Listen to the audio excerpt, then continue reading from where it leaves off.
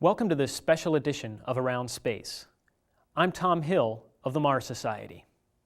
The mysterious red planet, Mars, has intrigued people for years, from the canals of Percival Lowell to the writings of H.G. Wells. The fantasy of a Mars populated with intelligent beings has been replaced by the reality of a desert planet, apparently devoid of life. Or is it? Mars still remains a planet of mystery and fascination. Two hardy explorers, Spirit and Opportunity, blasted off on their 6-month journey to Mars on June 10th and July 7th of 2003, respectively. After surviving the rigors of space, the robots successfully bounced to a landing on the Martian surface. On January 3rd of 2004, Spirit landed at Gusev Crater, a possible former lake in a giant impact crater, and on January 24th, Opportunity landed on the opposite side of Mars at Meridiani Planum, where orbital detection of a mineral named hematite suggested that Mars had a wet past. Now, for the first time, we can experience the reality of the Martian surface as seen through the eyes of these two intrepid explorers in the spectacular Disney IMAX movie, Roving Mars. I had the opportunity to talk with the producer, Frank Marshall, as well as director George Butler and Dr. Steve Squires, the lead scientist on the Mars Exploration Rover program. George Butler was the director for the movie which introduced America to Arnold Schwarzenegger, Pumping Iron. His more recent movies include Going Upriver, The Long War of John Kerry, and Shackleton's Antarctic Adventure. Dr. Squires is a professor at Cornell University. Besides his role as lead scientist on the Mars Exploration Rover mission, Dr. Squires is also involved in the Mars Express, Mars Odyssey, Cassini's Saturn probe, and the Mars Reconnaissance Orbiter missions. Here's my interview with George Butler and Steve Squires. Good afternoon, gentlemen. We're here with the show Around Space. I want to thank you for being here today. And I'd like to start things off with Dr. Squires. How have space missions changed since your first mission that you worked on, the Voyager program? Wow, geez, a lot. You know, when the first mission I worked on was launched back in 1977, the Voyager mission. And those were in the days of Vidicon cameras, which are like old television tubes, and bits dribbling back to Earth at very, very low rates. Today, modern CCD cameras, like you have in a really good quality digital camera, very high data rates, streaming back images that are of IMAX quality. So it's a different world today. George, you told a story at the preview of the movie about how you got the idea for it. Could you tell that story again, please? Absolutely.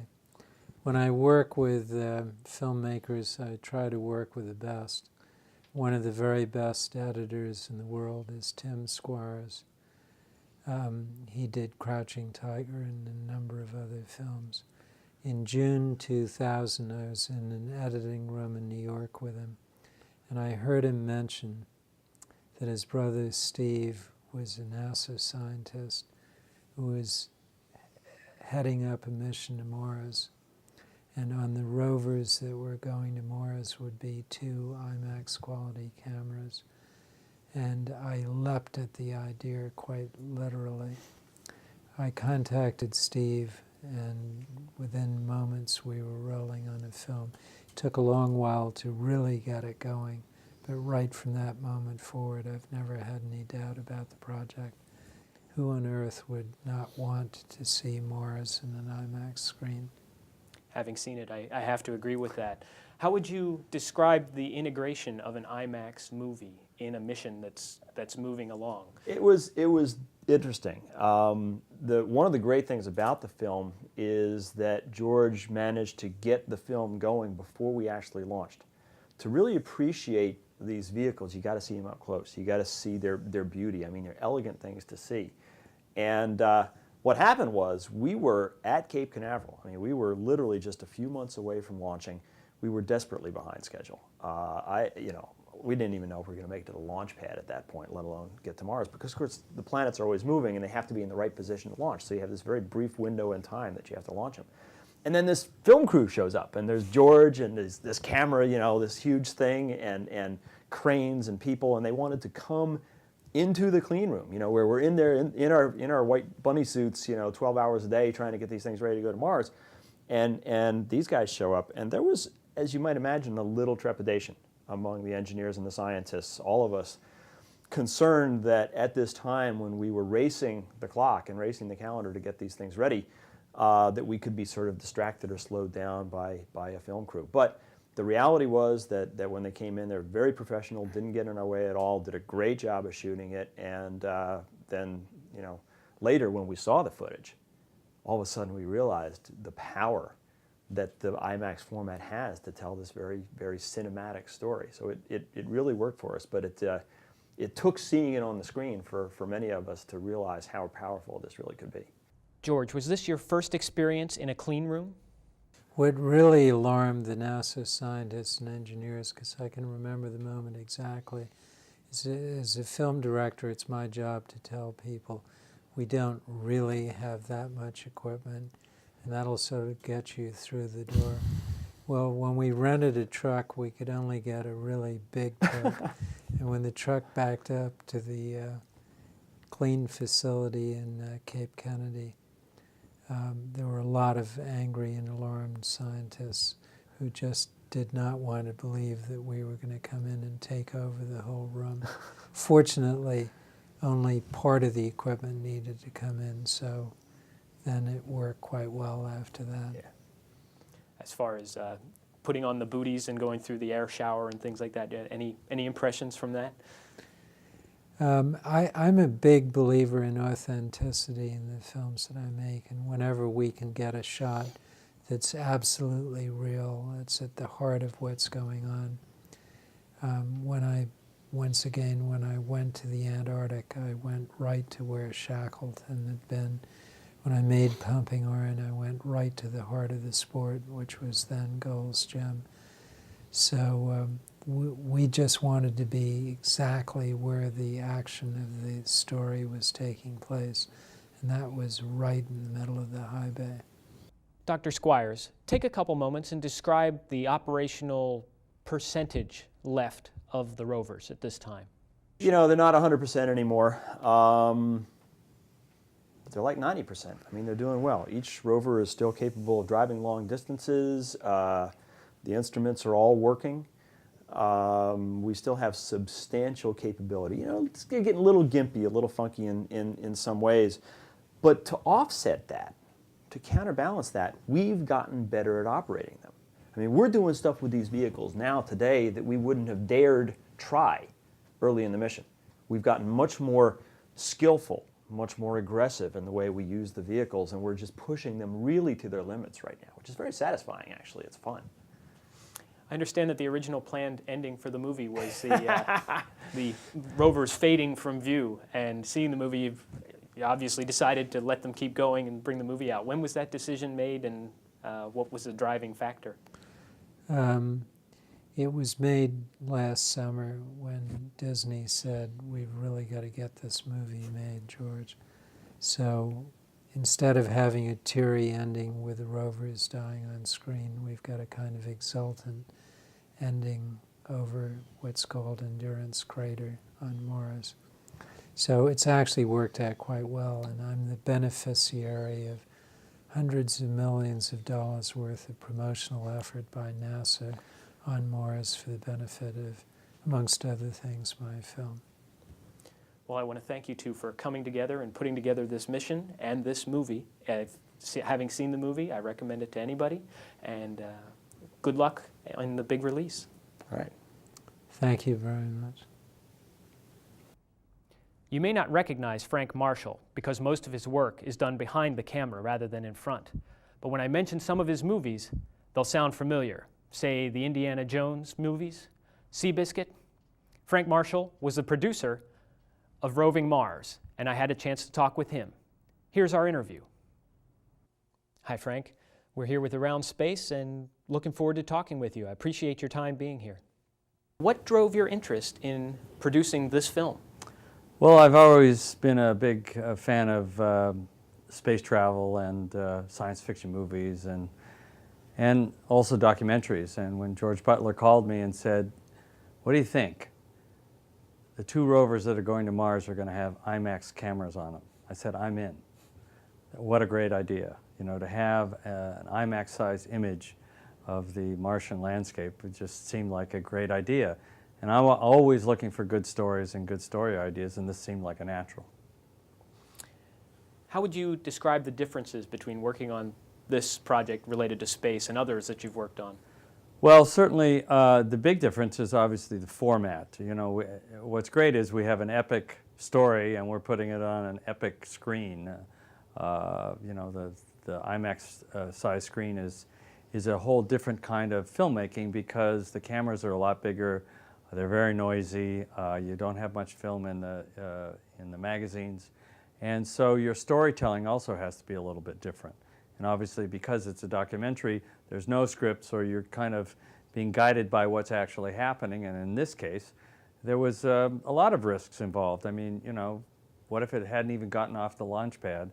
And you know, who knows what would have happened then? But we decided to go forward, and you know, that's what you do with a documentary, is you kind of come up with your story as you go along. But we had great potential, and that's what I loved about the project. Typically, documentaries don't fare as well at the box office as their fictional counterparts. IMAX movies may be the exception. Why do you think this is? People are interested in seeing movies and seeing stories that are dramatic and emotional and involving and entertaining. And the documentaries can be very dry and sometimes pretty boring. But I think what's different about this documentary or this film is that George Butler and I were trying to do something new. We don't just have a bunch of images with an omnipresent narrator telling you what you're supposed to feel or what you see. I think you're part of this movie. The audience is connected to the people who are actually up there telling the story. So you become involved emotionally and you feel what's happening just like it's happening on the screen. So it's a different kind of documentary than the normal. How is the changing media landscape with more cable companies, more outlets for documentaries and other films? How have you seen that change the industry as a whole? Well, I think it's really good. The more outlets that we have to show our films and to show our documentaries, the better. I mean, people get exposed and they realize that there are other kinds of films out there. It's really good for the medium, and I think the more documentaries, like look at March of the Penguins this year. Fabulous. I mean, who would have thought that that would be as commercial as it has been? But it's a great story. It's really entertaining.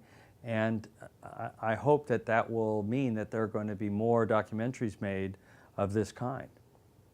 Do you think that a greater coverage of space flight in general and manned space flight in particular would drive a more general interest in space travel? Well, it's one of the things we're hoping that the film will do. I think that people have kind of taken for granted over the last 10 or 15 years that the space program is, you know, flawless, and they just push a button and up it goes and it comes back, or up it goes, takes pictures, goes around, and there's no risk, there's no suspense, there's no drama in it. And certainly I think when you see the movie, you understand what a heroic effort all of these people have made, and what a fantastic accomplishment it is that we got these rovers up there to Mars, and the work that they're doing is just amazing. And so I'm hoping that the movie will inspire new scientists. It will tell kids that science is cool, science is fun, and it can be a very, very rewarding experience. The same with exploration and certainly space exploration and space travel. I think we don't think about it anymore because it happens so often. But this shows how how exciting it can be. Did you get any one-on-one time with the rovers in the clean rooms or anything like that? Well, I had a little bit of one-on-one time, but my most favorite moment was being there when, at that moment that they landed and being able to be part of that room that was so on edge and so sitting there, holding your breath, not for 6 minutes, but holding your breath, just wondering, is it going to, are we going to see something? Because, up to that point, the 2/3 of the missions had been failures. So it was an amazing, amazing moment for me. And that was, the high point for me, not to mention the fact when they said, ladies and gentlemen, Mars. I mean, that's the other favorite moment for me in the movie. Of course, as the producer, you can set the role you'd like to take in your particular film project. How did your role as producer change in this movie compared to others that you've done? Well, it's actually a lot different because in a normal movie you have a script, you have a schedule, and you go and you shoot and you edit and boom, it's out. This was just an ever-evolving situation in that we thought that the story was going to be that the rovers get built, they go up, they do their job, and they die, and then we put the movie out. Well, as you know, they kept going, and they kept going, and they kept going. And finally, the studio called me and said, well, that movie about Mars that we were doing, what's happened to that? And so I finally had to talk to George, and we came up with a new ending for the movie, and we've been able to proceed now to put it up on the big screen. But as a producer, it was obviously my job to get the financing for the film and to be the support system for George's vision of what he wanted to put up on the screen. And that's been a really wonderful experience. Now, you probably saw it in the editing room coming together. When did you first see it on the IMAX and realize? Well, that's the other thing that's different than the small format or the regular movie world, that you don't see it up on the IMAX screen until the very end of the process. And you get kind of used to seeing it on the little screen on an Avid or just even on a bigger television screen. And it's just an amazing moment when you sit there and there's that image and it's so clear and it's so beautiful and it's so big that it's, that's a great moment. And that was only a month ago that we first saw our images up on the big screen. Do you have any other space-related projects underway? No, but sort of the same kind of harsh landscapes. I just directed a film called 8 Below, which takes place in Antarctica. So the same sort of barren, harsh conditions that are there on the landscape in Mars, but this one's with sled dogs and not rovers. Any advice for mission planners, how they could help out making such movies in the future? Well, I think what the wonderful thing about this movie is that NASA and JPL were extraordinary in their support and their cooperation in letting us be part of this and letting us record it for history. Probably the last thing they wanted was a bunch of filmmakers hanging out in the clean room. They got enough things to worry about, but they were wonderful, and I think that this is encouraging to both the public and to the space program, that the more people are involved and the more they can see what goes into these missions, the better. So hopefully this will encourage more projects like this. The long life of the rovers added some variables. How did this play into the creative process?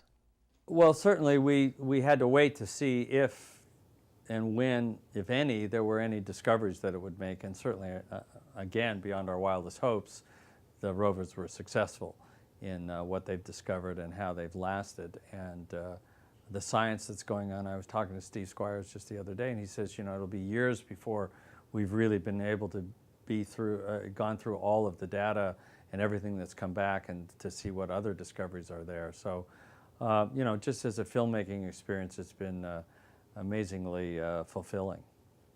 All right. Well, I thank you for your time. My pleasure. Thanks. The first rover, Spirit, landed in a crater named Gusev.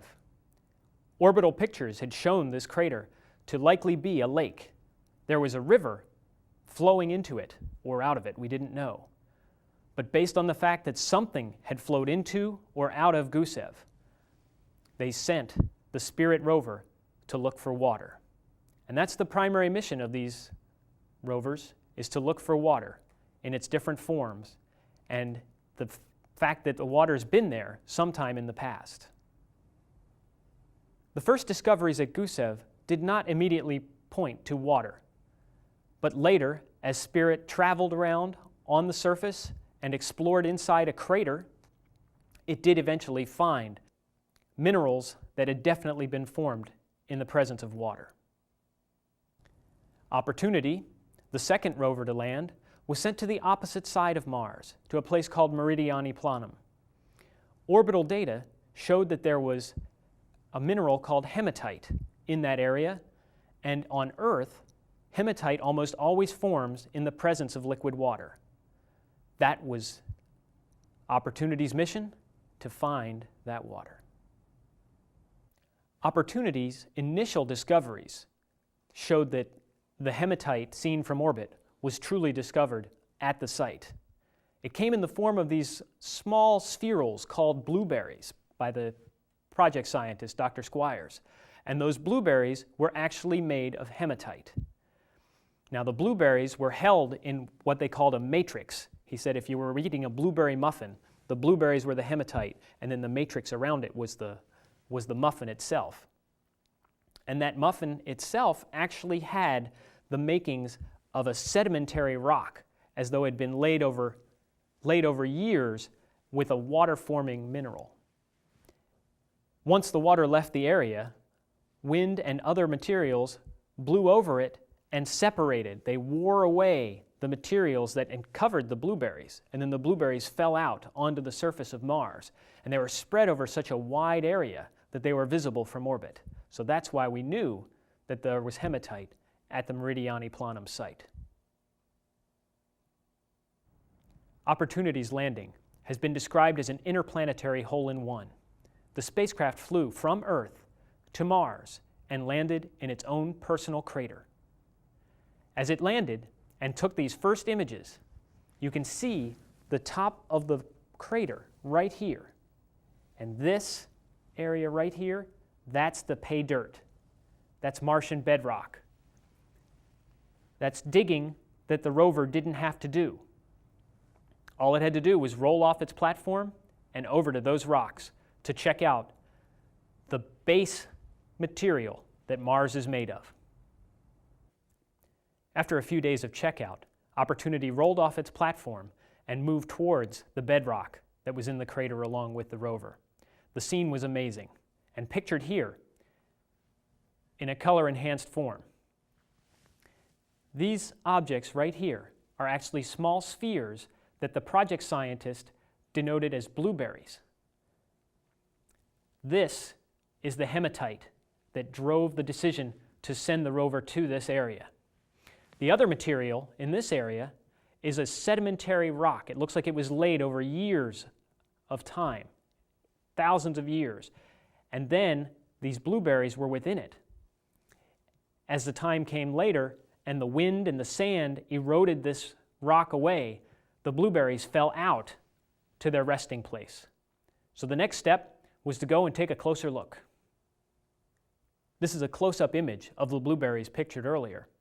It's taken by a microscopic imager on the arm of the rover. As you can see, they're almost perfect spheres, and this plays into the theory of how they were formed. As to the movie itself, I've seen it and I recommend it. If you're a fan of space travel, you'll love to see the final integration of Spirit and Opportunity as the teams look at their final chance to glance at the rovers before they're loaded on board the booster. The computer simulation of the landing is out of this world, literally. And then it comes together with a wonderful pan back of the Spirit rover actually inside the Endurance crater.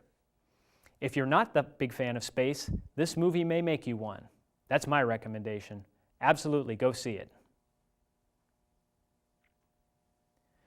This has been a Roving Mars special edition of Around Space. I'm Tom Hill. Thanks for watching. To Mars, we're off to Mars today. It's just one world away. He's calling out our name. To Mars, we're going there to stay. When we're on Mars, we'll be halfway to the stars. To Mars, we're off to Mars today.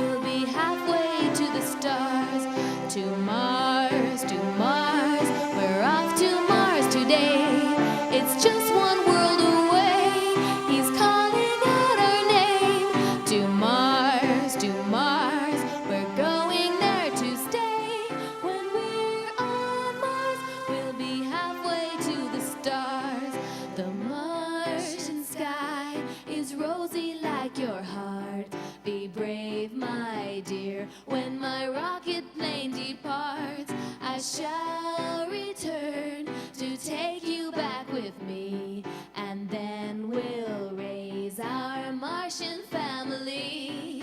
To Mars, we're off to Mars today. It's just one world away. He's calling out our name. To Mars, we're going there to stay. When we're on Mars, we'll be halfway to the stars. To Mars, we're off to Mars today. It's just